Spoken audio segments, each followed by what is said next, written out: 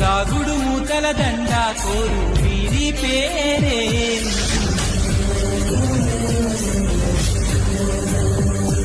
ఇది మనుషులు ఆడే ఆట అనుకుంటారే అంతా, ఆ దేవుడు ఆడే ఆట అని తెలిసేదెప్పుడంట.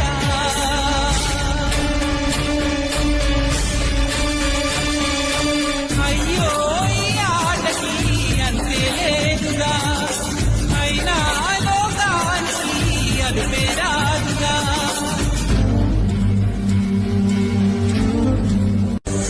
దాగుడు మూతల దండ కోరు వీరి పేరే.